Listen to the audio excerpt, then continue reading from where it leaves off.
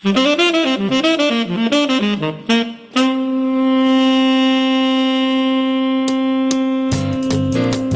WAMU 88.5 at American University in Washington, welcome to the Politics Hour starring Tom Sherwood. I'm Kojo and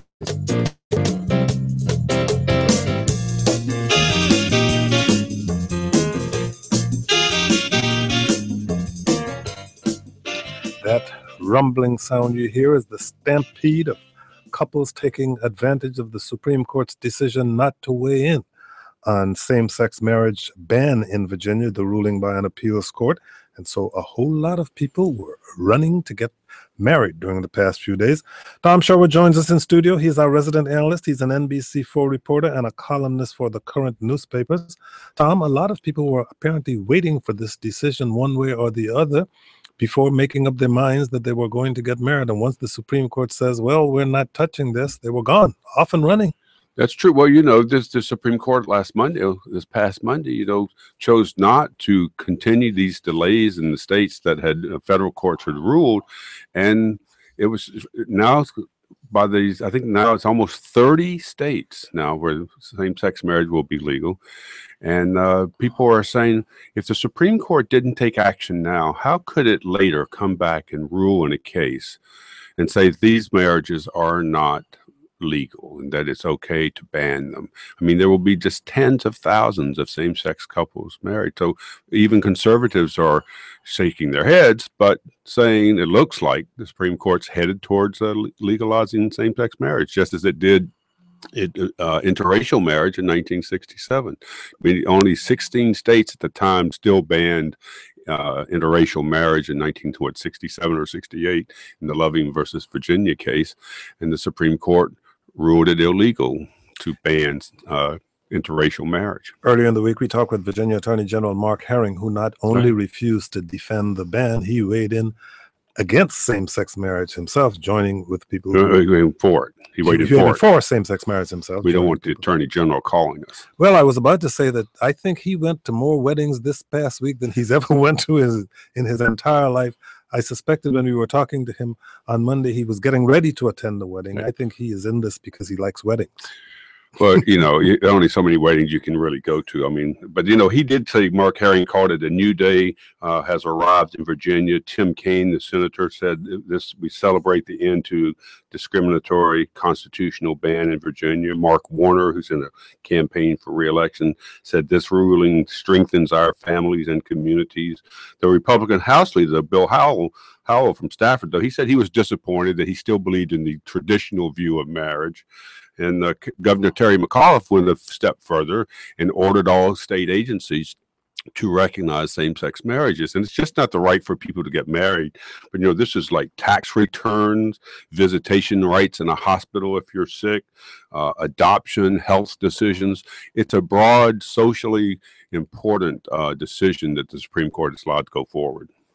Joining us in studio is Daniel Bongino. He's a Republican candidate for the U.S. House of Representatives. He's running for the seat in Maryland's 6th District. Daniel Bongino, thank you so much for joining us. Great to be here. Going to talk about another issue before we get to your candidacy, because I figured you'd want to weigh in on this since it has. Can he weigh in on this on the Supreme Court? Oh, well, yes, but I was about to get to gerrymandering. But how do you feel about the Supreme Court's refusal to weigh in on the ban being overturned in Virginia? I tend to take a libertarian perspective on this. I don't know why the government is involved in the marriage business. Now, I understand the argument which Tom was talking about, which is, listen, it's a legitimate complaint to say, well, there are certain benefits, a number of them, which are extended to, heterosexual couples that aren't extended to homosexual couples, and that's reasonable. But I don't think the answer is to inject government more into the marriage business. I think it's to revise our tax code and make it so that people can engage in voluntary relationships however they please. If you have questions or comments for Daniel Bongino, call us at 800-433-8850 or send email to kojo@wamu.org. The U.S. District Court of the Eastern District of Virginia ruled that the Virginia General Assembly must draw new congressional maps by mid April because, according to the 102-page opinion, the Washington Post reports the current maps concentrate African-American voters into a single district at the expense of their influence elsewhere. This is an interesting question because, on the one hand, people in the past did not want to dilute the influence of African American voters, and so by being concentrated in one district, Representative Bobby Scott has a seat that is for truly a guaranteed seat. He's African American. He's a Democrat. That's how African Americans tend to vote. But apparently, by drawing the districts in this way and putting all the African Americans in one district, you reduce their possible influence in other races around the state. That's the counterintuitive feeling, because when African Americans were shut out in general, it didn't matter. And then when states were forced through the Federal Voting Rights Act, among other things, to change the laws, people, the legislators, grouped African Americans together to give them some power.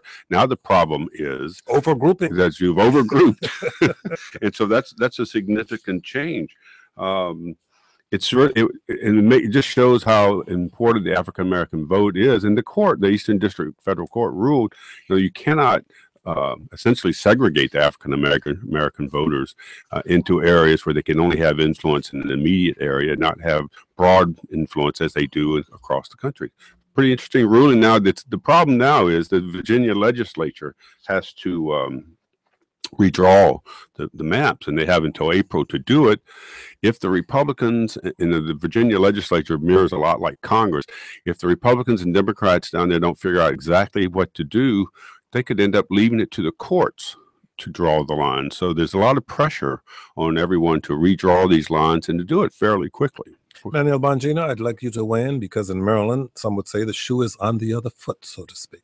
Well, you summed it up nicely. The exact opposite argument was used in Maryland with the gerrymandering, although it benefited the Democrats. We had 6 Democrats, 2 Republicans. They got rid of Roscoe Bartlett. Now it's 7-1 due to a gerrymander.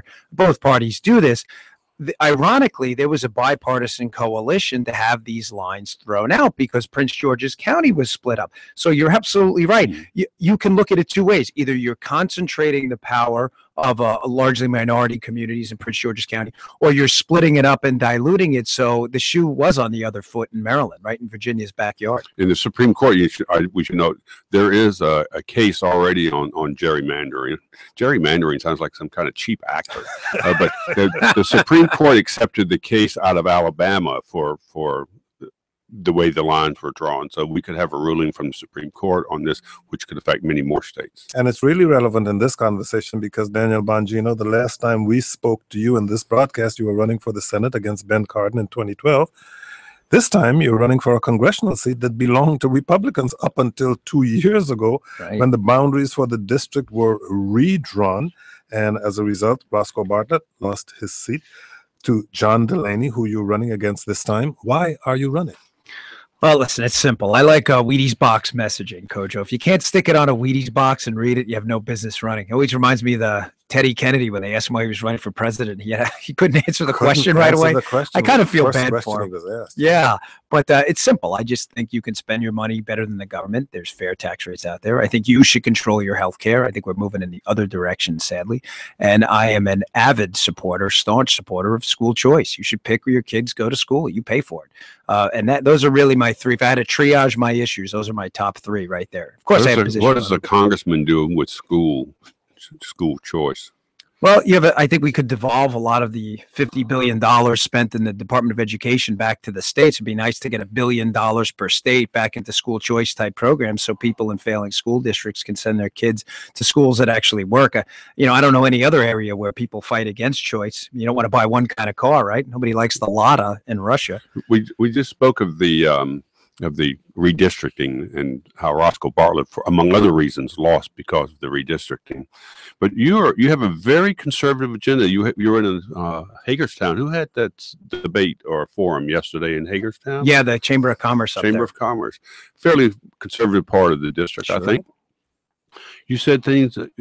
If the Associated Press is correct, you will never vote to raise taxes while you're in Congress.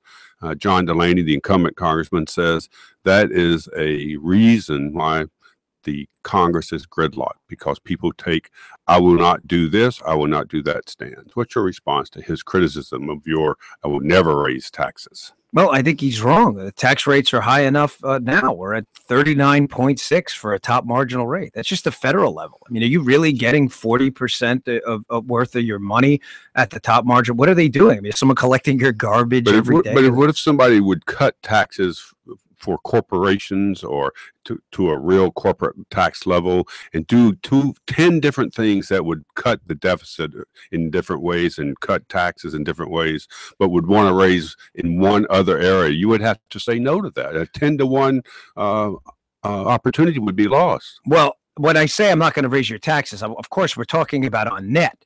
I mean, no, you didn't say on net though, but you mean on net. I assume that's so. You would negotiate tax, right? Because I'm a supporter of the fair tax, which would mean you would eliminate the income tax, but you would have to necessarily raise the national sales tax. I mean, there's no other way to do it. Eliminate the income tax. What's that? Eliminate the income tax. Yeah, the income tax has been a disaster.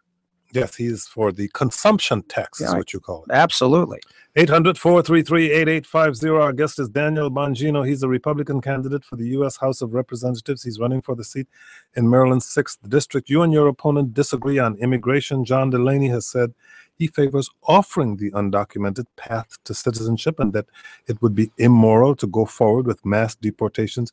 You say there is a path to citizenship, and it's called citizenship, the path your wife followed. Yeah, my wife was an immigrant. And, I really take offense when people start using words like it's immoral. Immoral in what? In a vacuum? My wife and I spent, 10 years, $10,000 on lawyers for her to go through the process legally, to establish a legal residency in the United States and then get citizenship. How is that fair? Isn't it immoral for you to give a spot then to someone else who just ignored those rules? I'm not saying the rules are fair. I'm not saying the rules don't need to be remodeled for current times, for labor markets. But what I am saying is if you're going to set up a set of rules in the United States and we all raise our right hand and agree to follow them, then we don't just get to pick and choose. I mean, I object to certain provisions in Obamacare, but I'm a citizen of the United States. I have to follow. I don't have a choice. I support decriminalizing marijuana. It doesn't mean I grow plants in my yard. Well, by implication, you're saying that if elected, you would commit to the attempt to deport 11 million people? No, listen, that's not possible. I'm the only person in the race. Okay, we actually deported someone. I was a federal agent. The assets are not there to deport 11 million people. But using the argument that you only mean you don't want to do it because you can't do it, or would you do it if you could? No, the way it's done now is we don't. ICE doesn't. As far as I know, I was a Secret Service agent, doesn't actively, hunt down people who are here illegally who haven't committed a crime. But if you wind up in the criminal justice system and you're here illegally, you're deported. That's what happened in my case. So you can't say, just because there aren't the assets to do it. I mean, there aren't the assets to stop homicide either, but that doesn't say, we make it legal. It's still a crime to be here illegally. If you're caught, yes, you will be deported. I mean, there has to be some incentive for you to follow the legal process. How would you then address the issue? Because not everyone can spend $10,000 in 10 years to become a naturalized citizen, and you don't want to open up a pathway to citizenship as broadly as Mr. Delaney does. So what would you do?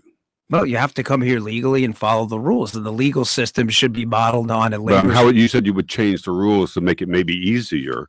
I think you did just say that. You would make some modifications to it, so it wouldn't have to be 10 years and $10,000. So how would somebody do it? Are we a welcoming country or not? No, the process is tough. My wife went through it. It was amazing. Should it be tough?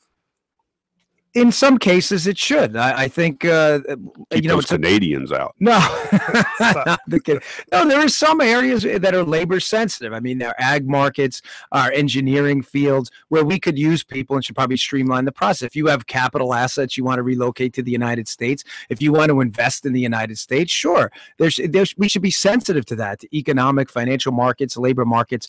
But yeah, it should be a little tough for some. I mean, we can't absorb 15-20 million people a year. We just can't. We don't have the ability. Because who's going to? Huge country. The companies are begging for jobs, Okay. particularly people who are in high-tech industry jobs, and people come here, get educated, and then they go back to their country because there's no citizenship here for them. Yeah, but you're ignoring something here. And you can't. Well, I Again, don't want to ignore anything. you can't view this in a vacuum. Milton Friedman said it best. You can have one or the other. You can have open borders, or you can have a welfare state. You can't have both. We don't. I don't know have of anybody who's saying open. Who advocates for open borders? Well, you just asked me why we can't accept 15 million people a year, and well, that would effectively be a de facto open border. We don't have the assets. Listen, Ed, this is a zero-sum game. Seats in schools in Montgomery County. I mean, it's a zero-sum game. Only one person can go in the seat. If you're going to just absorb everybody and they don't have to fund the actual schools, then that creates kind of an economic problem, don't you think? If you want to watch a live video stream of this conversation, you can go to our website, kojoshow.org. You can ask a question and make a comment there. You can also send email to kojo@wamu.org, or just call us at 800-433-8850, which is what John in Frederick, Maryland did. He wants to talk about Obamacare. John, you are on the air. Go ahead, please. Good afternoon. I was just wondering whether you thought Ted Cruz was right to shut down the government to prevent the ACA from going into effect. Well, I don't agree with your That's the statement. Affordable Care Act. Yeah, how did Ted Cruz tell me how Ted Cruz shut down the government? They're not even in the majority in the Senate. Is that correct? So how did they do that? I think he says he was willing to shut down the government. Well, he didn't, though. I'm willing to do a lot of things. I'm willing to play for the Orioles tomorrow, but I'm not. How did Ted Cruz shut down the government? The Democrats run the Senate. I think this question is pretty self-explanatory. The question's wrong. I'm just asking you a question. Like to ask is, did you agree with Ted Cruz's notion that he would shut down the government rather than allow Obama? I can't speak for Ted Cruz. I think shutting down the government is silly. But if that's your question, my opinion on shutting down the government, but you can't say something that's erroneous. Ted Cruz shut down the government. It's like saying Cal Ripken shut down the government. Neither one of them has the power to do it. Would you repeal the Affordable Care Act? Yes, absolutely. You would replace it with what? With a system based on patient-centric models. We could have effectively given people cash vouchers to buy the same insurance policies rich people have. We could have given tax benefits to doctors and hospitals to give volunteer care at the best hospitals in the world to people who need it. I mean, you could have had people But with 7 or 11 million people now signed up for it, would you still repeal it? All 6 million people were canceled, including me. So what happens to them? I mean, I had my policy canceled. Again, you can't view this in a vacuum. I understand, Kojo. Yes, 7 million people have signed up. There are other ways to get them access to health care without canceling 6 million, of which I was one of them. If people want to read about your issue, you're a proud conservative, and I think it's obvious from More of a libertarian. You're a libertarian? Yeah, I would definitely more of a libertarian. There's Ooh. Well, are you for Mr. Paul? What's his name? The guy that's running for president, maybe Paul. Rand. Rand Paul? Paul. You always get Ron and Rand. I like Rand. Okay. He's gotten a great reception, even at Berkeley. You describe yourself as a libertarian, but I'm assuming that you're interested in drawing independents and moderates into today's 6th district. Don't you need them to win? What do you offer the moderate voter, the undecided voter? You want a job? You want your money back? If you want to pay more taxes, I'm not your guy. I'm just going to be honest with you. Don't vote for. If you want to pay higher taxes, do not vote for me. I'm not your guy. How about Angie in Washington, D.C.? She wants to go to another kind of issue entirely. Angie, your turn. Thank you. Hi. I don't live in your district anymore, but my younger sister does. And so I'd like to talk to you about your stance on a woman's right to choose, as a choose what? sister to a young, responsible adult woman. To choose I'd like what? to know on your stance on abortion, on birth control, and things that she should be able to have access to because she is a responsible young woman. So your woman's right to an abortion you're asking me about? A right to abortion, yeah. Okay. Well, I'm pro-life, the exception rape, incest, life of the mother, health of the mother. So that answers that. On birth control, what exactly about birth control are you asking? Do you think that young women should have access to birth control? Absolutely. Do you think that young women do you think it is your place to be able to choose a young woman's future like that? How can a congressman choose a young woman's future? Well, I don't understand your question. By restricting abortions. By restricting, you were talking about birth control. Now you're talking about birth control and abortions. Abortion's legal, right? Abortion is legal. Are you going to have a stance on that, though? Are you going to? Yeah, I've just said I'm pro-life. You would overturn Roe v. Wade if you could. Well, I can't overturn. I'm only in Congress. I said, if you could, you would overturn. I think it should be left like it was to the states. And what about funding to places like Planned Parenthood? What do you plan to do about that? My taxpayer money, they can get funding. They can get it like everyone else. I have to raise money for my campaign. They should raise it for theirs too. Why should I pay for it? Anything else, Angie? No, I think that's everything. Thank you. Are you now going to advise your sister on who she should be voting for in this election? Absolutely. My younger sister should be able to vote for somebody who respects her right to choose an abortion should she need to. Well, can I just follow up? Abortion is a long-standing issue, of course, since the '73 ruling. But you say that you're against abortion, except for the health. What was the issue? The rape, incest. What was the thing? Life of the mother. Health and health of the mother. Yeah. What if a woman simply said, "For my mental health, I need to have an abortion," or do you just mean physical health? Oh. Because a lot of women who have to go through this terrible decision and choose to have an abortion can address the mental health issues if they go through with an abortion and that they don't want to do it. But when you say health, do you mean mental and physical health or just physical health, that it might be endangering her life? Well, I think physical health is pretty self-explanatory. Right, but mental health. I mean, it depends. What's your definition of mental health? I can say that if I were a woman and I went and I said I need to have an abortion because I'm just mentally, emotionally not able to care for a child. Well, how does that? I don't. That's a pretty broad topic, right? Yes, there. Well, it is. Are you talking about your personal opinion or physical health? Do you mean that you have to be in danger of dying? Yeah, life of the mother. I think that's okay. Pretty. You're in favor of term limits for members of Congress. Have you decided how many terms you would serve if elected? Will you pledge a specific number? And one remembers back in 1994 with the contract with America, when a whole number of congressmen coming into Congress in that after that election said that they were in favor of term limits, and then mysteriously suddenly changed their minds after they got elected. It's crazy how that happens when they get in power, isn't it? No, I put it out publicly. I put a contract with the citizens out over a year ago. Matter of fact, I just press released a second version of it. 3 terms, 6 years. The Bongino contract with the citizens, I called it. If you can't get it done in 6 years, you can't get it done. Well, what about the seniority system in Congress? Even with the Republicans in the majority in the House, I worked briefly for a member of Congress. Fortunately, he lost and I returned to journalism. But 3 terms, 6 years, I mean, you will be a backbencher. You will not even sit near the chairman, much less have any impact on the chairman. How do you get anything done in a House, 435-member House, where everything is based on seniority? 6 years, you'll barely have time to unpack your bags. Well, that's not accurate. Not everything's based on seniority. Your 435 voters all have 1 vote. Now, I understand how the committee process works. It was accurate. Maybe there are exceptions, but that is accurate. So name one freshman member who got something done that you admire. I think Justin Amash has done quite a bit. I think he's used his microphone to help raise money for causes. He's drawn attention to the NSA scandal. There are a lot of people. I mean, I think that's totally inaccurate to say. Well, you mean beyond passing legislation and just why is highlighting issues? I'm not saying that's the only thing you do. Obviously, a congressman promotes issues and calls attention, shines lights, all that stuff. Sure. I mean, there's constituent services. Is this really what we should be encouraging our members to do, to leverage their relationships with connected D.C. insiders? I mean, that's the problem. I get it. The American political system, it works the same in every country. Well, that doesn't make it right. So we're not going to improve it? Right now, it's who can get a chairman spot and who can kiss the most butts. I'm not interested. That's why I left D.C. I left my job to get away from that. Here now is John in Germantown, Maryland. John, you're on the air. Go ahead, please.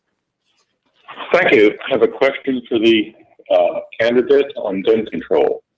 Maryland, historically being a liberal democratic state, I'd like to know the candidate's views on the gun control in Maryland and the possibility of concealed carry in the future.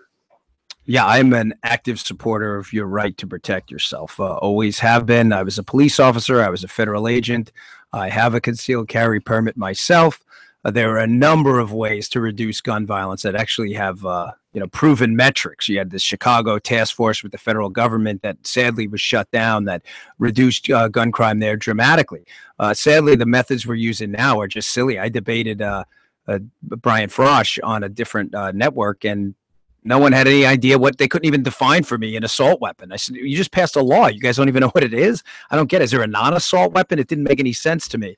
So there are ways to do it. Having been in law enforcement, I've seen it. Aggressive policing can do it, but pulling guns away from people who have them legally it's just silly. I'm sorry, do you say you have a concealed carry license? I do. Is that issued by?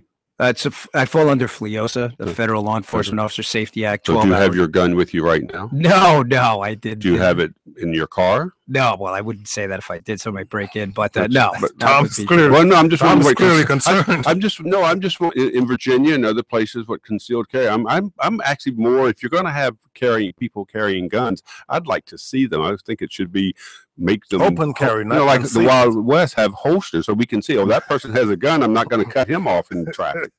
You are, as you mentioned, a former Secret Service agent. You are troubled, to say the least, by the recent scandal that has enveloped the Secret Service.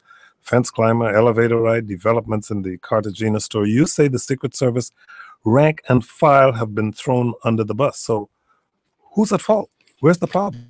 Yeah, there are a lot of those are three separate issues with three separate solutions. But on Cartagena, that seems to be the story du jour, unfortunately.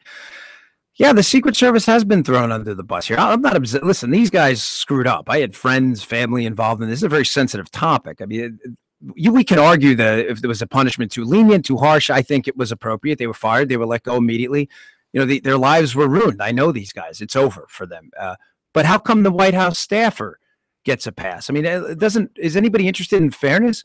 You know, and then the White House's response to this has just been outrageous. You know, when it was the Secret Service agents, remember, this was an international scandal. The president himself said, these guys are knuckleheads. They took care of this. And now when it's the staffer, what's their statement? Oh, well, prostitution's legal in Colombia. It's really not that big of a deal. And he was just a volunteer. Well, I was on those trips as a Secret Service agent. There are no just volunteers on those trips. They all have access to sensitive documents. I just find it mildly hypocritical that when you're in the insider connected class and your dad's a donor, you get a promotion. And when you're a rank and file government employee, you get fired and publicly tarred and feathered. I mean, how fair is that? Well, you know, at the White House, the more recent thing of the fence jumpers, you know, there's this suggestion that maybe the Secret Service, and I realize there's a uniform division, Sure. And you were not in the uniform. I'm glad you said that. Most people don't know that. There's a distinction. There's a uniform division, which guard embassies and other places, and the White House. What was your thought when someone jumps over the fence? Runs, what is that, 70 yards? Yeah. They could be used on the football team here. Gets inside. We also then find out, because of Carol Lenig's reporting in the Post, that it wasn't just at the door, but all the way into the steps where you go up to the private quarters. I mean, do you think that there should be better service inside the White House grounds, or do you agree that maybe Pennsylvania Avenue should be blocked off for people who haven't gone through metal detectors? What do you think about that? Yeah, a lot of material there. Being a really die-hard libertarian on this, I don't want to live in a police state. The Pennsylvania Avenue is secure enough as is. There are ways to manipulate the fence, everything from a curvature at the top, angling it more towards the street, where we can secure the House grounds. We haven't been able to do that through the years because there's a lot of bureaucracy at the White House. The White House Historical Association's involved in every little decision. So that's been trouble. But clearly, I mean, let's just get it out there. This was a cataclysmic security failure. There's no putting lipstick on it, nor should we. The life of the President of the United States is not a partisan issue. We're not a third world country here. The President of the United States should be free to make his own decisions safely. But there are, again, ways to fix this without throwing the baby out with the bathwater. And I say that because for 50 years, since 1965, just to put this in perspective, their success rate against fence jumpers was 100%. We don't get to go back and fix the one mistake, nor should we be given a pass. But there were things that went right for a long time. They clearly failed this time. I have a good idea what they are. I think they're going to fix them, and I think the White House will be. And you earn money as a security consultant. That's how you earn money, right? Yeah, I've had to kind of ease back on that a bit with the campaign. Are you suggesting that the White House may need to consult? No, but I always like to ask people who come in who are running for public office how they sustain themselves. You know, I get paid as a journalist, so you get paid as a consultant. Yeah, I've had to slow down a bit. Where the campaign's taken on full-time responsibilities. What is that campaign all about? Daniel Bongino is a Republican candidate for the U.S. House of Representatives. He's running for the seat in Maryland's 6th District. Daniel Bongino, thank you for joining us. Good luck to you. It's been a pleasure. Thanks, guys. Tom Sherwood is our resident analyst. He's an NBC4 reporter and a columnist for the current newspapers. On next week's Politics Hour, we'll hear from people who take opposing positions on Initiative 71. That's a ballot measure in the district this fall that would legalize possession, home cultivation, and the sale of paraphernalia to smoke marijuana in D.C. Participants in that debate will be Malik Burnett, the vice chair of the D.C. Cannabis Campaign, which supports I-71, and Will Jones, the founder of Two Is Enough D.C., a group that opposes it.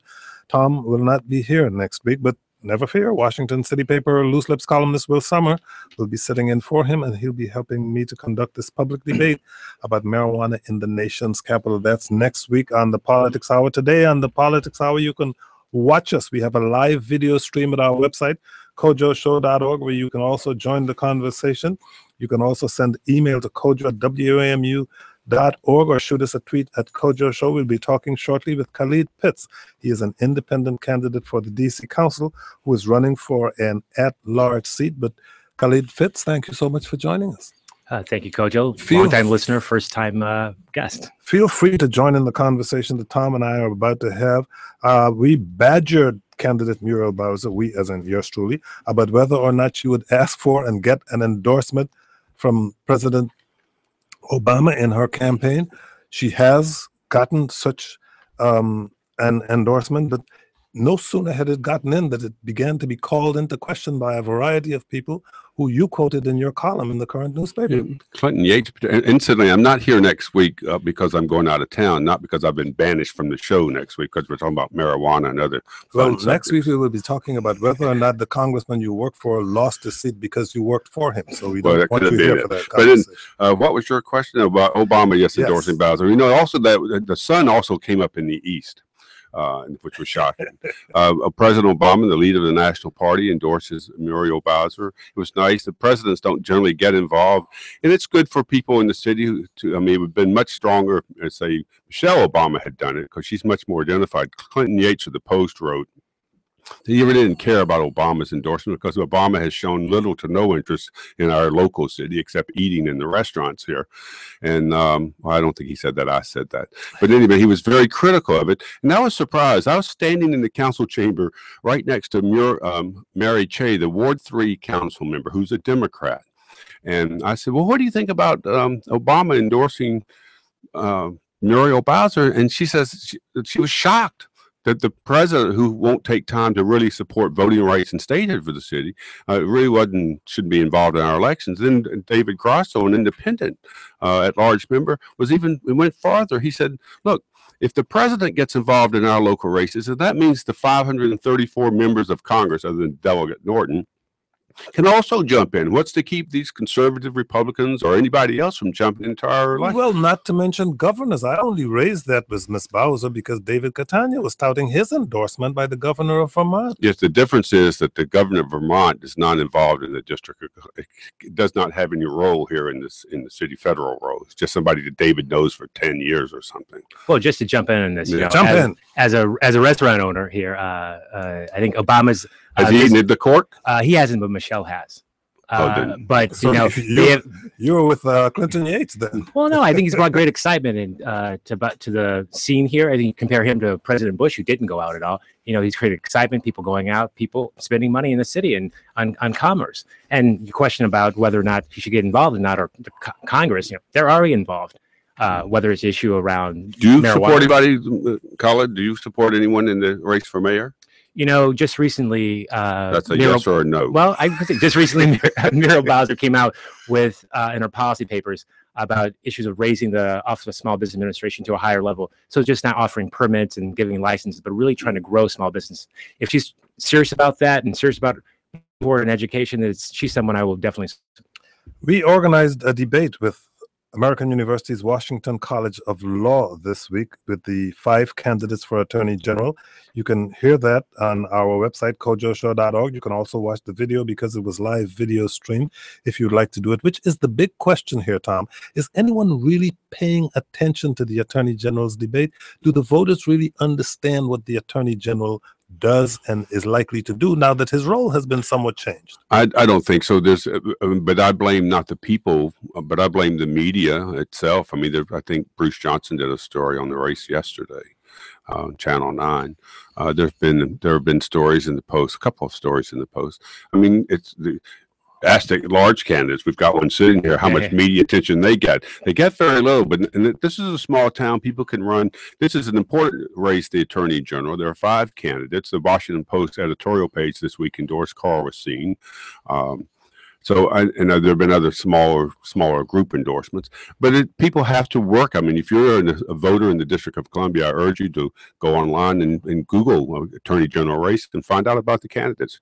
Because you're not going to get that much attention between now and the last 4 weeks. I just want to say thank you for actually you've been having a series of the at-large candidates here. So bringing more more attention to this race. I think the city paper has covered, a little lopsided sometimes, but only person that covers this race, and the Post really hasn't paid attention to it. In terms of the AG race, I think people are talking about it. I just got my 6th piece of mail from Carl Racine. So I've got mine too. He's moving his message out there. Some people around town may know you, Khalid Pitts, more as the owner of the Cork Wine Market and Bar on 14th Street, and not as much as someone who's been actively involved in the city's local politics. Just a few weeks left for people to learn about you. You did not register to vote in the district until this past December, even though you've lived here for 2 decades. How would you say you went from a situation where you weren't voting to one where you now are ask voters to elect you to the council? What should we know about you that would inform us about why you made that decision? Well, I just say this, after 20 years of working on national, state, and local politics, I want to give back to a city that's given me so much. I was educated here. I met my wife here. I'm raising my family here. In terms of voting, I always say this. I know it's an important issue to some people, but my voting record doesn't define what I've done for the city or what I can do for the city. Whether it's not what I've done for the city in terms of working in D.C. jail. My first job out of grad school went to work in D.C. jail to reform the public health care and the health care there. It doesn't belie the point that I've built 2 businesses in the city, creating jobs with benefits like health care and paid sick days. How many people work for your 2 restaurants together? A little above 50. A little about 50. It doesn't belie that I'm on the executive board of the DC Health Exchange, and frankly, I helped craft the law that now more than 57,000 people, have health care. David Catania, the council member who helped craft that, would ask you, do you think Catania did a good job on the health care committee? I think he did a good job. We agreed on some things, we didn't agree on others, but at the end of the day, it's bringing stakeholders and people to the table moving forward. That's something I've done for 20 years, whether electing the first Afro-American president, whether passing his healthcare law. Those are the things I've done, bringing stakeholders and people who had shared interests and some not shared interests. But at what point did you decide to go from one team to the opposite team? You work for the Service Employees International Union, which represents workers. Then you decided to become management. You went from labor to management. At what point in your career did you make that transition, and why?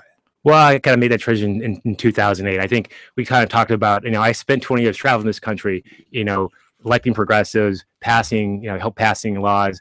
2004, I was away for 10 months out of DC trying to beat President Bush. 2008, I helped elect President Barack Obama and had the opportunity to vote with my dad. A memory, a moment in time that I will take to my grave, and something I'm building with my kids here. Detroit and Michigan is my heritage. DC is my home, and my future. And in terms of just deciding to be management, I'll just say we all have interests outside our 9-to-5 jobs. Tom, you're a writer, but you're also a commentator as well. My wife and I decided that we want to be part of the revitalization of our neighborhood, and that's why we decided to build Cork and on a shoestring budget, and took drywall to dreams come true. If you have questions or comments for Khalid Pitts, give us a call at 800-433-8850. Your wife, Diane Gross, right? My wife, Diane Gross. Okay. Who is the wine person in this? I've been into your store on 14th Street, and who are you the wine person, or is she the wine person? I think we would say we're equally wine people, but my wife is the wine expert. Let me ask you an economic question, because if were you to be elected to the council, you've seen the explosion of growth on 14th Street. It occurred on 8th Street. It's occurring in Brookland. It's occurring in many places, parts of the city. Many people say this city is gentrifying to the point that there's lots of young people who who are just mainly need a place to eat and sleep because they're having a great time in this city, and it's obscuring some of the more serious social issues that we have. As a council member, what would you focus on? Well, I think the three things I want to focus on, and you talk about one of them is you strong. mentioned three things earlier, but it was just kind of a general thing. Well, so I think you talk about strong neighborhoods. I think you talk about those young folks who want to just eat and sleep. You know, those young folks here want to build lives here. I met so many people on the campaign trail who are looking to see what's my next step. I'm renting an apartment here. You know, can I afford to rent in my next apartment? Can I afford to buy a house here? Can I afford to buy a condo here? They're questioning that, and they're thinking about moving to Maryland. Yeah, you said on your website it would cost somebody $28.25 an hour as a minimum wage in order to afford a 2-bedroom apartment in this city. But as a council member, what can you do about that? Well, I think you do a couple of things. One, from affordable housing standpoint, you know, we've got to address the issue of building affordable housing. But what is address issue? I mean, well, I would say new developments. We have to. Do we need affordable housing in Ward 3? I think we need affordable housing everywhere. I don't think we want to ghettoize affordable housing. You know, we want to make mixed communities, both racially and socially economic. Okay. And you also said school boundaries. We asked this question. You know, the mayor has proposed a significant boundary change in education, and I know the mayor controls who the school's chancellor is. But what do you think about school boundaries? If the parents around the city are somewhat rattled by it, some are for it, some are against it, others are uncertain. What is your view? Well, I'm supporting the school boundaries because as it is written now. The question isn't about where the boundaries really is. The question is about the quality of our schools. You know, I've been in politics for a long, long time and seen politicians, you know, kick the can down the road till that can is rusted and beat up. And it's about leadership. You know, whether it's that parent in Crestwood who's worried now that their kid can't go to Deal or Wilson. You know, we're going to make Roosevelt a better school, and we're going to do it now and not 5 years from now. On to the telephones. Here is Anna in Washington, D.C. Anna, you are on the air. Go ahead, please. Thanks. I just wanted to follow up on a question you had asked earlier about Khaled's relationships with labor unions and small businesses and how he saw being able to bring those together as he moved here to revitalize the city. Sure. Thanks, Anna. You know, people say you got 2 kids, 2 businesses. How are you going to be a city councilman? And I work full time organizing workers and fighting for justice across this country while building and working 2 businesses. I think the way you look at it is it's about respect, transparency, and accountability. People want to be paid a fair, honest wage for a fair, honest day of work. Management wants workers who are engaged and feel empowered to make their jobs the best possible. And it's across reaching across lines. Things I've done time and time again, and things I will do in the city council. I'm sorry, did I cut off the call? No. Okay. It's a crowded field. I did a forum yesterday for the DC bar, and it's a crowded field. How are you reaching out, other than appearing on this program? That's a great audience, but how are you reaching out in terms of money, in terms of to stand out among the other candidates? I mean, a get out the vote effort. I think someone who gets the vote out is obviously going to win this probably. How are you doing in terms of field organizing, just the campaign stuff that you have to do? Because people, they like Carol Schwartz. And I have hundreds of people who've said to me, like Carol Schwartz, but they don't go out to vote for her. What are you going to do to get the people who like you, like your restaurants, like your ideas to say, hey, I want to go vote? Well, I just want to say yesterday, I apologize for leaving early. That's from okay. The debate. You out after you yesterday left. Today is Sukkot, and I had some child issues with my kids not being able to be in school. But I think this, you know, if you read the reports, I've led in money raising since the very beginning. I expect to lead. Okay, I'm sorry. Go ahead. And I expect to lead money raising after the report's out today. You know, I've ran campaigns for a long, long time. I know how to utilize that. Who are you targeting? I'm targeting the entire city. You know, I'm running in all 8 wards, and I'm putting a campaign together to run in all 8 wards. And like you said, you know, go out and find your voters. I think a lot of campaigns are depending upon, you know, people who will come out for the mayor's race, and the enthusiasm for the mayor race has waxed and waned over the course of these several months. I'm going to find my voters, and I've been talking to them on the doors. I've been talking to them on the phones.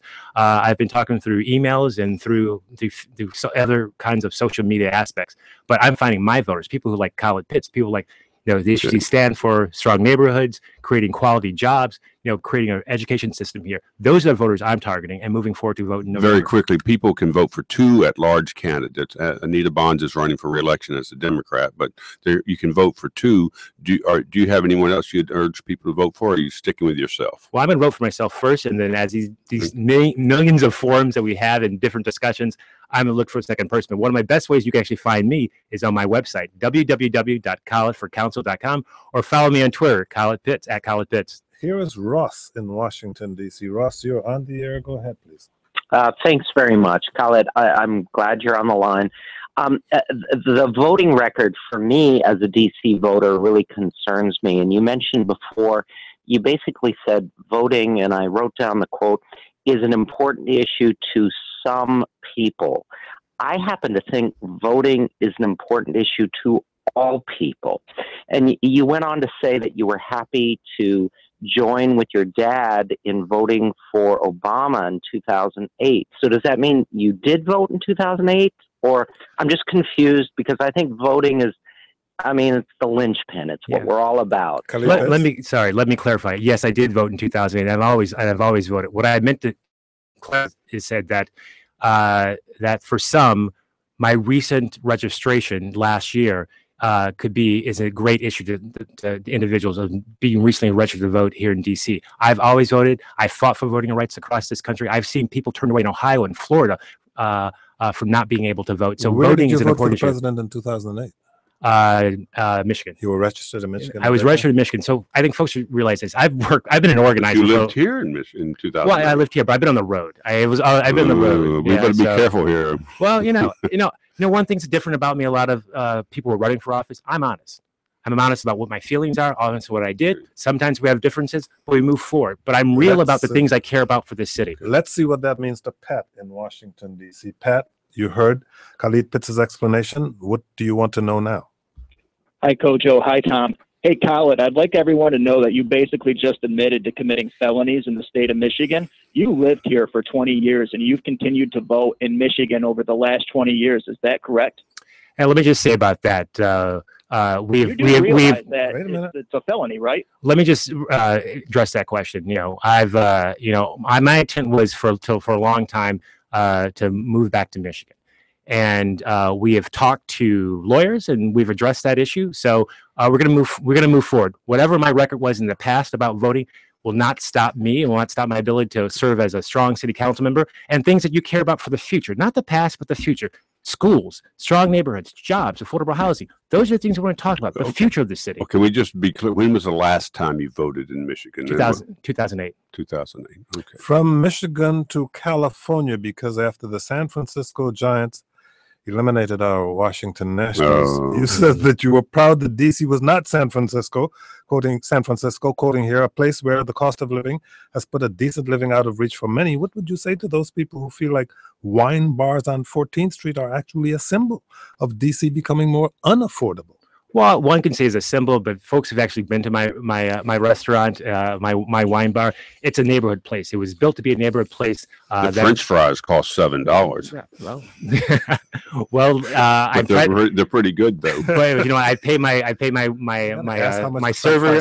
In my neighborhood place. Well, they're great, but you look at my French fries compared to French fries at other restaurants. I think we're very competitive and have some great quality French fries.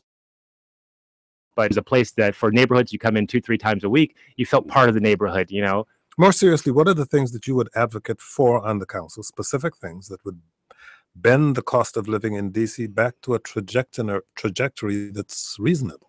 Well, I think you look at 2 ways. You look at job creation and that trajectory of jobs that someone, whether they're starting earning a minimum wage job, they have an ability through education, training, and through their own kind of sheer will to rise at the ladder of success. So they're putting more money in their pocket and be able to start a family and raise a family here. I think the second thing is look at affordable housing. We talked about it earlier, that in terms of affordable housing, we have to build more affordable housing, and we have to address the issue of new communities and development happening in new communities, that we have affordable housing for those communities, and not just necessarily just say this, that it costs a little bit more to live in Logan Circle than it does live east of the river. So I don't want to ghettoize affordable housing. Affordable housing should be across the city. So you would build affordable housing in Ward 3. You know, the buying the it's kind of like the city spending $50 million to buy parkland in Noma because they forgot to include parks in the redevelopment. Would you buy expensive homes in Ward 3 and turn them into affordable housing? Well, I think you have to look at everything, and that's a big Well, I mean, it's not necessarily. I wouldn't.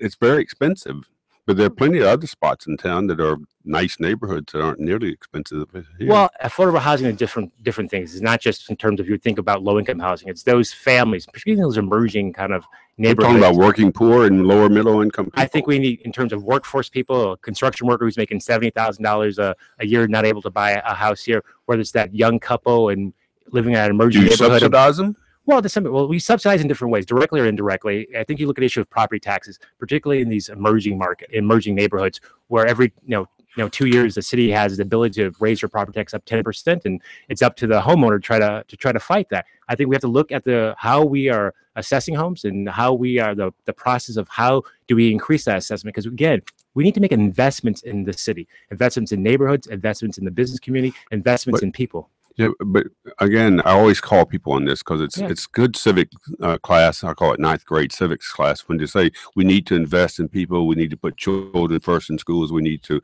make sure our roads are decent. I agree with all of those. But yes, I could win on that platform. No, but what people want to know is, will you in fact fix the potholes on 54th Street or something, or will you in fact put housing, commit the money to build it? We have a housing trust fund. Some people say it's underfunded, underutilized. I think people are looking for specific things of what would you do. And you only have a minute left in which to give those. Okay. One of the most important things you do. I'd blow up DOES, for example. Well, what would you do? I think the housing trust fund should be supplemented for $100 million. I think you're never going to have enough money to fully this. That's why you're talking about opportunities. We have to create strong neighborhood opportunities for people to earn not just a decent living, but have the opportunity to earn more. I think one of the things we think about in terms of, we think about 7 and 8 and what's happening over there, we don't appreciate the affirmation kind of dreams of a kid in 7 and 8. I grew up in a poor side of Detroit, Michigan. I had dreams of having a big house on the hill, and those kids in 7 and 8, some of those kids want to live in Foxhall, want to live in Georgetown, want to live in Logan Circle. I mean, we should be creating those opportunities through education, through training, and through jobs. We're almost out of time. This really doesn't matter to me, but it does matter to some people. Would you be a full-time council member, or would you stay in the game with your wine market? I will be a full-time council member. The question raised to me of like, would you give up your market? You would. It's a family business. The answer to that, you should. I will not be working in my market. Independent candidate for the D.C Council. He's running for an at-large seat. Thank you for joining us. Good luck to you. Thank you, Kojo, and thank you, Tom. Tom Sherwood is our resident analyst. He's an NBC4 reporter and a columnist for the current newspapers. Good luck to you. My condolences to the Nats. I'm Kojo and Andy.